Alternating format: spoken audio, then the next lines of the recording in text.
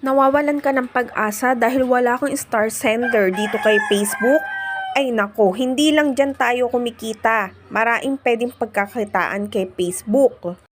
Ang star ay isa lang sa paraan para pagkakitaan ng Facebook. Pero pag na-unlock mo lahat ng tools mo dyan, so lahat yan gagalaw. Lahat yan kikita ka na.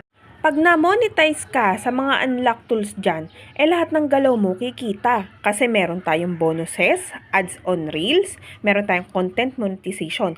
Bawat video mo doon, may kita. Bawat view mo at bawat share nila at bawat comments nila. Oo, sa ngayon, hindi ganun kalaki ang magiging kita mo. Pero unti-unti, makikita mo, lumalaki na ng lumalaki ang income mo dito kay Meta.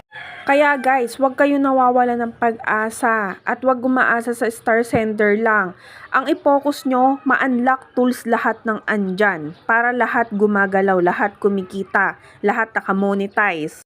Ano ba yung mga dapat nating i-unlock? Andyan si bonuses, ads on reels, content monetization, stars at subscribe. So yung 5 na yun, gumagalaw yun guys. Kaya huwag kayo nawawala ng pag-asa.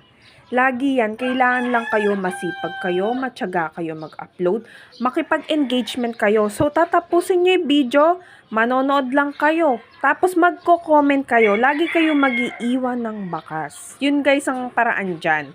Ayan, tsaka kayo magre-react. So ayun, engagement time guys. Napakabilis nyo na mag-boost nun. So ano pa hinihintay nyo? Follow and share.